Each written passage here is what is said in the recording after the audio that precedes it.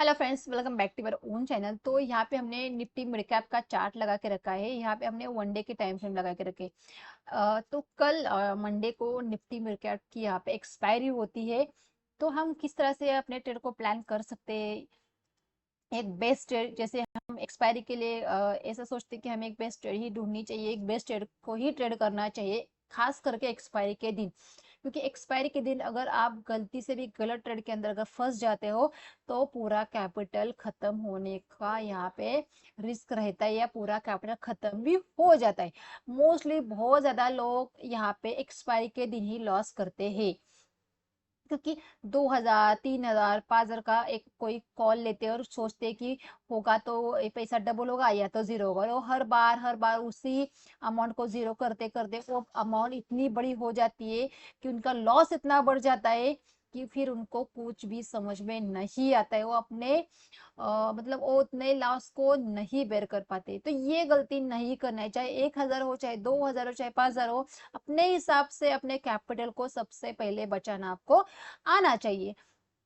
चाहे एक्सपायरी का दिन हो, चाहे किसी भी दिन भी आप ट्रेड करो, तो आपको अपने कैपिटल को बचाना आना चाहिए। और खासकर एक्सपायरी के दिन हमें एक अच्छी खासी ट्रेड हो तभी ट्रेड करना चाहिए, या तो उस इंडेक्स को अवॉइड करना चाहिए। क्या हो रहा है ना, हर रोज एक्सपायरी है तो हर रोज हम नए इंडेक्स के अंदर ट्रेड करते हैं। ऐसा नहीं करना चाहिए। देखिए, अगर आप नए नए मार्केट के अंदर एंटर हो चुके हो, आप अभी अभी ट्रेडिंग शुरू किए, तो मेरा यही मानना है कि आपको सिर्फ एक इंडेक्स के अंदर फिलहाल के लिए ट्रेड करना चाहिए। एक इंडेक्स को समझना चाहिए, उसके प्राइस एक्शन को रीड करना चाहिए। जैसे कि निफ्टी निफ्टी बहुत अच्छा यहाँ पे प्राइजेक्शन रहता है। निफ्टी बहुत अपने लेवल को रिस्पेक्ट करता है। तो मेरा ये मानना है कि जो बिगिनर है उन्हें सबसे पहले निफ्टी को ही ट्रेड करना चाहिए। इसके ऊपर मैंने एक वीडियो बना के रखा है, आप जरूर उस वीडियो को देखिए। बहुत चीजें मैंने एक्सप्लेन की है उस वीडियो के अंदर। तो आइए देखते हैं कि मिड कैप निफ्टी के अंदर अगर ये चार्ट को देते हैं। चार्ट फिलहाल एक साइडवे जोन के अंदर फंसता हुआ नजर आ रहा है, मतलब पूरा एक चॉपीनेस एरिया है। जब इस तरह से एक साइडवे या चॉपीनेस या वॉलेटाइल हम कह सकते हैं, तब मार्केट का डायरेक्शन, जो इंट्राडे के लिए हम मार्केट का डायरेक्शन को प्रिडिक्ट नहीं कर पाते। क्योंकि इंट्राडे के अंदर मार्केट दोनों तरफ का मुंह देता है। यहाँ पे देखिए, पहले यहाँ पे देखिए, यहाँ ओपन हुआ फिर ऊपर गया, यहाँ पे फिर से नीचे आया फिर ऊपर गया। मतलब ये इस तरह से मार्केट, मतलब देखिए यहाँ पे नीचे आने के बाद फिर ऊपर गया। तो इसीलिए मार्केट दोनों तरफ का मुंह देता है। यहाँ पे भी देखिए, दोनों तरफ का मुंह, यहाँ पे दोनों तरफ का मुंह, यहाँ पे इस कैंडल के अंदर आपको दोनों तरफ का मुंह देखने को मिलेगा। यहाँ पे देखिए, तो ये इसीलिए मैं कहती हूँ यहाँ पे तो ये डायरेक्शन आपको नहीं बताता है। तो यहाँ पे इसीलिए क्या होता है, फंसने के चांसेस बहुत ज्यादा रहता है। एक तरफ का होता है तो फिलहाल हम हर एक सपोर्ट के ऊपर कॉल ले सकते हैं, या डाउन साइड का होता है तो रजिस्टर के ऊपर हम पी ले सकते हैं। लेकिन जब मार्केट इस रेंज के अंदर जब हो जाता है ना, तो हमें बहुत शार्पली अपने प्रॉफिट को बुक करना है। मतलब कि कुछ यहाँ पे प्रॉफिट दिखा, कुछ लेवल को हमें यहाँ पे ड्रॉ करना है। बहुत यहाँ पे मैं अगर सिंपली कहूँ तो आपको स्कैल्पिंग ही इस जोन के अंदर आपको करनी पड़ती है। नहीं तो आपके एसएल बहुत ज्यादा हिट होने के चांसेस रहते हैं। बहुत आपको मतलब समझ के, सोच समझ के आपको इन जैसे रेंज के अंदर जो मार्केट होती है ट्रेड करना पड़ता है।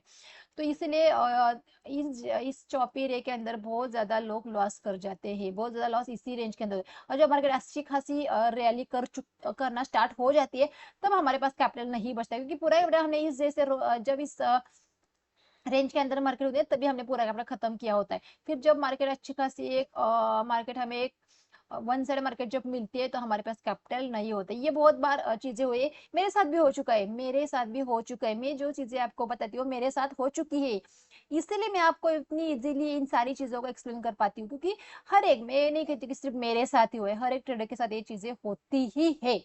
लेकिन जो अपनी गलती से वहाँ पे सुधरता है वही आगे बढ़ता है। जो अपनी गलती को नहीं समझता है मार्केट के अंदर, वो रिपीट करता है, वो आगे ही नहीं बढ़ पाता है। फिर वो मार्केट को ही कोसता रहता है, मार्केट ही अच्छी नहीं है, मार्केट ही खराब है, मुझे लॉस है। देखिए, मार्केट गलत नहीं होती है, गलत होते हैं हमारी गलत जगह पे एंट्री हमारी, ये गलत होता है। मार्केट कभी गलत नहीं होता है।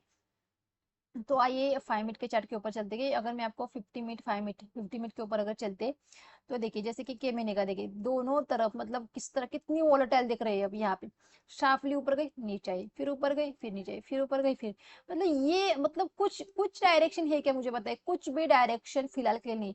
अगर हम 30 मिनट का मैं आपको चार्ट दिखाऊं,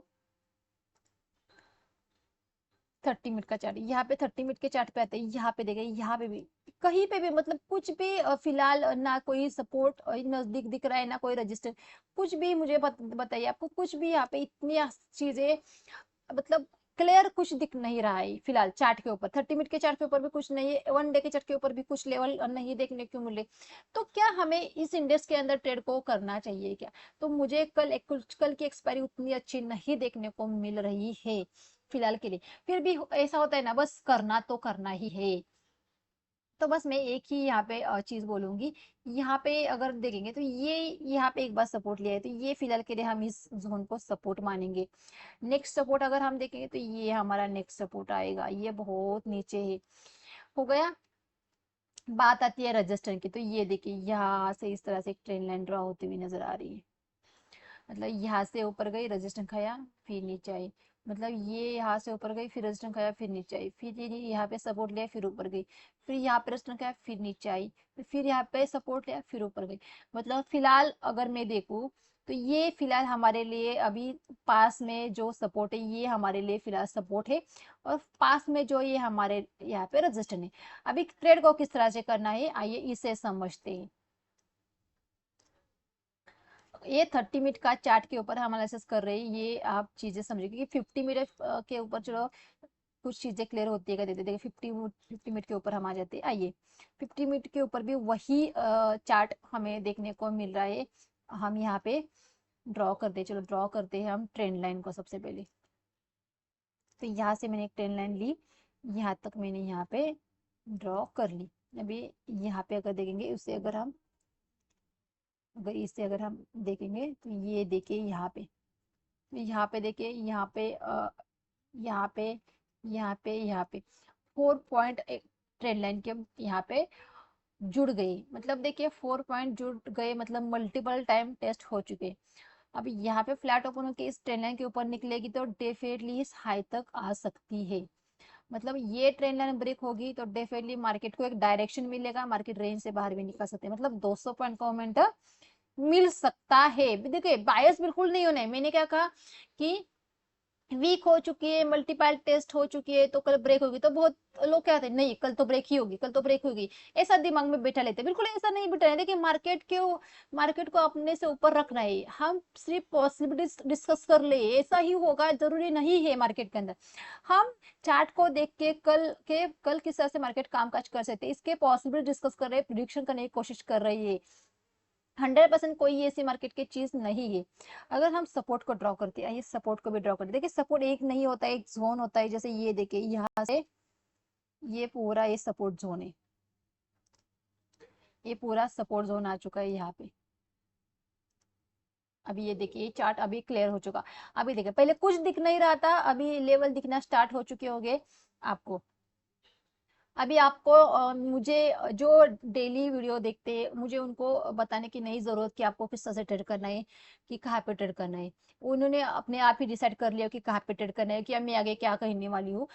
तो ये सपोर्ट था, ये रजिस्टेंस, ये सपोर्ट, ये रजिस्टेंस फिलहाल यहाँ पे खड़ी है।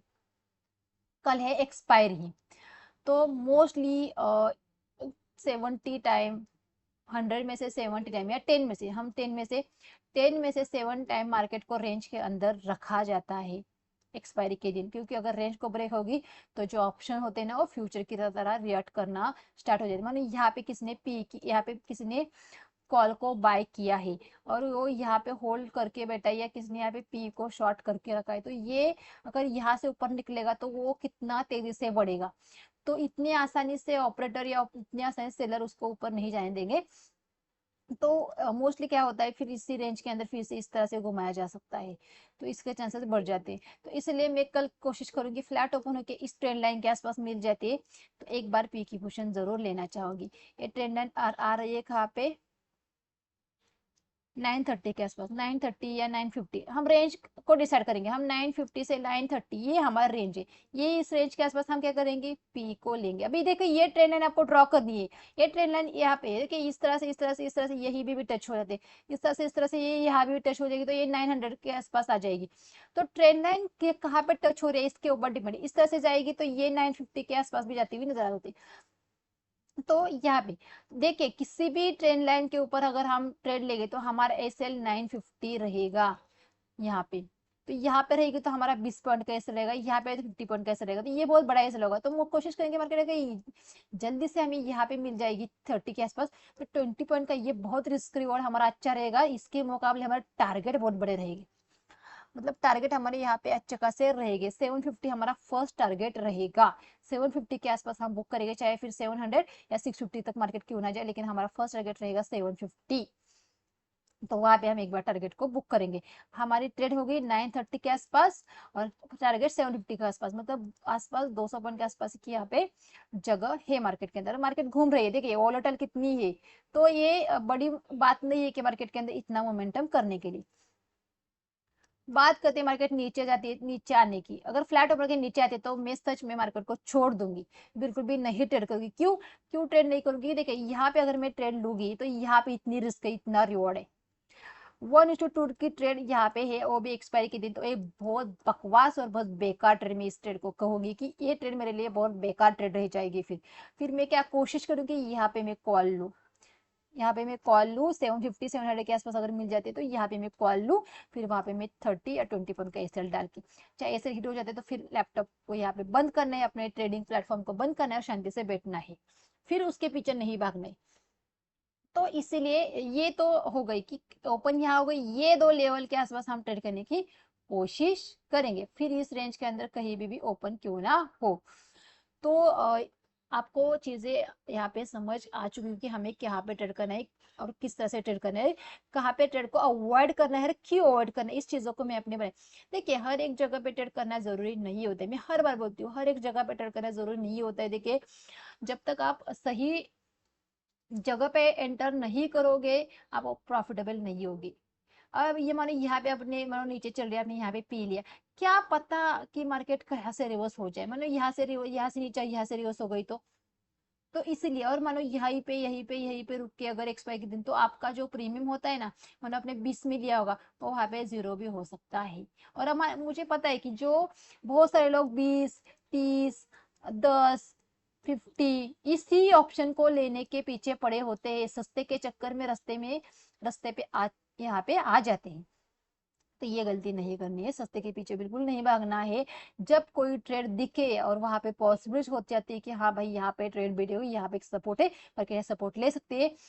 हाई प्रोबेबिलिटी जहाँ पे रहती है ना वहीं पे अपने ट्रेड को इनिशिएट करना है, चाहे फिर 20 रुपए का क्यों ना ऑप्शन हो, आपको वहां पे 100 रुपए तक भी जाता हुआ नजर आ सकता है।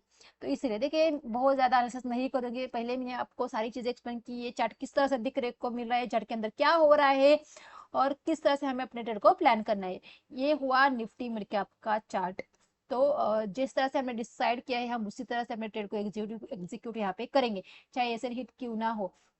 देखिए मार्केट के अंदर दो, हम जब भी ट्रेड लेते हैं तो दो चीजें होती है, या तो हम एसएल हिट हो जाता है या तो हमें प्रॉफिट हो जाता है। लेकिन एसएल हिट हो गया तो हम गलत है, ऐसा बिल्कुल भी नहीं होता है। अगर 10 बार ट्रेड कर लेते हैं तो 7 बार सही होते, 3 बार हमारा एसएल हिट होता है। लेकिन जब 3 बार हमारा एसएल हिट हो जाते हैं तो हम कितना यहाँ पे लॉस लेते हैं, और जब हम 7 बार करेक्ट होते हैं तो हम कितना प्रॉफिट गेन करते हैं। ये रिस्क रिवॉर्ड अगर आपको आ गया तो आप वहां पे ट्रेडर बन चुके हो। तो मार्केट के अंदर ऑप्शन ट्रेडिंग के अंदर को सबसे ज्यादा काम आपको रिस्क रिवॉर्ड के ऊपर ही करना होता है। तो गाइस वीडियो अच्छा लगा तो वीडियो को लाइक और चैनल को जरूर सब्सक्राइब कीजिए। Thank you.